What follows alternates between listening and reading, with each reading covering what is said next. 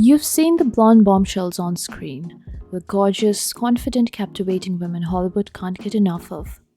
They are adored by everyone, their every move celebrated. Yet others like Sydney Sweeney seem to spark endless debate and scrutiny. Why the difference? It isn't just talent or beauty or even luck. It comes down to something entirely unexpected. There's a bigger, unseen tension at work, and it's rapidly reshaping how we think about fame, image, and the blonde bombshell archetype. But to understand why, we need to first look at women who've done it well. Margot Robbie, for example, might play Harley Quinn or Naomi in The Wolf of Wall Street, hypersexualized bombshell roles, but off-screen she come across as goofy, grounded, and hardworking, while keeping her private life out of tabloids. Scarlett Johansson, who was heavily marketed as a sex symbol in the 2010s, managed to maintain a low-profile, personal life and shifted her image with thoughtful indie films like Her and Marriage Story, which kept her from being seen as messy or one-dimensional. And then there's Marilyn Monroe, the ultimate blonde bombshell on screen. But off-screen, she carefully built an image of fragility, intelligence, and humility that made people root for her as much as they admired her. Even if some people looked down on her then, we now realize that she was a victim of Hollywood and didn't actually relate to the archetypes she played on screen. Together, these women prove that the secret to long-lasting appeal is creating a kind of duality, a two-dimensional image, sexy and larger than life on screen, but relatable or sympathetic off of it. And this duality isn't optional, it's the rule, which brings us to the problem. The sex symbol archetype has always needed a balance. On screen, a woman can play the hypersexual, dangerous, alluring character. That's the fantasy audiences expect. But off-screen, she has to balance that image with humility, relatability, or at least some kind of good girl energy. Because historically, when a star leans too far into the bombshell persona in real life, audiences tend to push back. They need to like the person behind the sex symbol, not just the fictional character. And this is exactly where Sydney Sweeney starts losing people. She, on the other hand, doesn't really balance her seductive roles with an off-screen persona that softens or redeems that image. Instead, she often finds herself linked to controversial relationships, rumors about dating taken men or co-stars, which feeds into the shallow homewrecker stereotype. On social media, some of her posts or public moments can come across as tone-deaf or attention-seeking, rather than humble or the kind of girl's girl energy that audiences usually rally behind. And unlike Margot Robbie or Scarlett Johansson, who keep their personal lives carefully separated from their sex symbol branding, Sydney's professional and personal image blur into the same shallow archetype. She doesn't only give off that vibe, but she leans further into this behavior, and it can feel messy, shallow, or even self-indulgent, which only reinforces the stereotypes people are already skeptical of. That makes her even harder to root for, even if her talent is undeniable. She also blurs the lines too much. She's sexy on screen and scandalous off screen, leaving little room for audiences to see any depth beyond the blonde bombshell archetype. And that difference between being seen as multidimensional or one-dimensional is often the difference between becoming iconic and becoming unlikable. But the problem goes even deeper than her personal image. It's baked into her marketing. Sydney's audience is mostly women, especially younger ones who discovered her through Euphoria. They admire her acting and often describe her as grounded and hardworking. But the problem is that many of her brand campaigns lean into the male gaze, hypersexualized ads, lingerie shoots, and innuendo-heavy commercials. To her female fan base, this feels alienating, like this isn't really for us. And to male audiences, it can come across as forced or overly manufactured. Either way, the strategy backfires, leaving her caught between two groups who aren't fully buying in.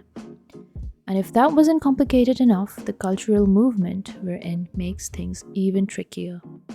Let's be real, she isn't exactly a male fantasy or crush the way Megan Fox and Margot Robbie were in their prime. Sydney, on the other hand, actually receives a lot of unwarranted criticism on her looks. I mean, personally, I think she is stunning, but she isn't exactly a universal crush at this point. So trying hard to cater to the male gaze by selling bathwater-infused soap comes across as humiliating. Her marketing team seems to be stuck in a dilemma. Who do they market Sydney to? She in turn ends up caught between two demographics, pleasing neither fully.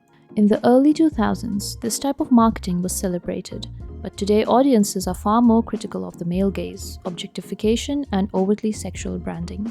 Being sexy seems to only be acceptable when there is an element of pleasing the female gaze. Think celebrities like Zendaya, Gabriette, Mia Goth, and Billie Eilish. They look sexy when and if they want to, not because they have to. The way they carry themselves is distant from what the traditional male gaze finds attractive. Sydney is incredibly talented, but her marketing often reduces her to a one-dimensional sex symbol. She dresses sexy most of the time, but in a safe way rather than in a high-fashion experimental female gaze type of way. And there is absolutely nothing wrong with that, until you combine it with puns, innuendos, and tongue-in-cheek sexy commercials. I understand that the American Eagle ad was supposed to be playful and cheeky, a parody of old-school bombshell ads. But audiences today don't take satire and puns at face value, and the irony gets lost in internet discourse. We lack elasticity towards double meaning, risque ads, and for good reason. Instead of being read as fun, camp, playful, her sexy branding feels regressive, tone deaf, and unaligned with her own identity. But here's where things get messy. Is Sydney really at fault, or are we holding her to an impossible standard? Let's play devil's advocate for a minute. All that being said, there's also another side to this issue. Why is a woman being crucified for the same things that men do? Think about it. Men are praised for playing into power, money, talent, and sexuality norms because those are framed as achievements. The Weeknd, known for overtly sexual and dark lyrics, is praised for his artistry, not reduced to a sex symbol. Brad Pitt, even after messy high-profile relationships and cheating scandals, remained beloved. Timothée Chalamet is allowed to fully lean into being a sex symbol while still being praised for his artistry and sensitivity. Even when marketed for his looks, he's always given the benefit of doubt. People insist he's serious, artistic, talented, and not just a pretty face. In contrast, when women lean into their beauty and sexuality, their talent is often dismissed as secondary. They are often framed as victims of the system, not agents within it, which erases their choice. People are quick to strip women of agency because it's easier to believe that they're forced rather than to accept that they might likely be willing to profit from the same structures that oppress others. It's less about fairness, more about how deeply ingrained gendered expectations are. Sydney gets held up as a symbol of the system, even when she's just making individual choices. But when men do the same, reinforcing male power or status expectations, society shrugs and praises their freedom. So is Sydney Sweeney the villain here, or just the symbol of a bigger problem? So the paradox here is, Sydney may be making empowered personal choices, but those choices operate within a system where women's value is still reduced to beauty and sexuality. People project their anger at the system onto her. Sydney is an adult with agency, making deliberate career moves. She knows sex appeal sells and she's monetizing it. From this angle, she's no different than a man using power, wealth, or charisma as his brand. The logic here is that she's empowered and she's playing the game on her own terms, so let her. But then the structural critique is that the entertainment system still values women more for their looks and sexuality than for their traits. By leaning into that, she voluntarily reinforces the same narrow beauty standards that limit other women. The critique isn't just about her, it's about the structures of patriarchy and capitalism that reward these choices. The logic here is, even if she chose it, it props up a system that hurts the rest of us. Now here's the clash. Fans emphasize her autonomy. It's her body, her brand, her hustle. Critics emphasize the systemic impact. Her freedom comes at a cost of reinforcing expectations for all women. But there is, however, a neutral way of looking at it. Just because she is doesn't mean you have to as well. Both can be true at once. She is both exercising choice and participating in a limiting system. However, it has nothing to do with you. In the end, the blonde bombshell archetype has never really been about beauty alone. It's a complex layer of balance, managing expectations and unspoken gender dynamics. It's a paradox. On one hand, it symbolizes autonomy and fearless expression of sensuality, but on the other hand, it sets unrealistic and outdated standards for women. On screen, audiences will embrace the fantasy of the hot girl, but off-screen, they need to see depth, humility, and relatability to keep rooting for her. They need a girl's girl. The bombshell who lasts masters this duality, showing they could both be an icon and the human. When the balance falters, the lines blur too much. Instead of separating the actress from the stereotype, people start believing that they're one and the same. And that's the thin line between becoming a beloved cultural icon or a controversy.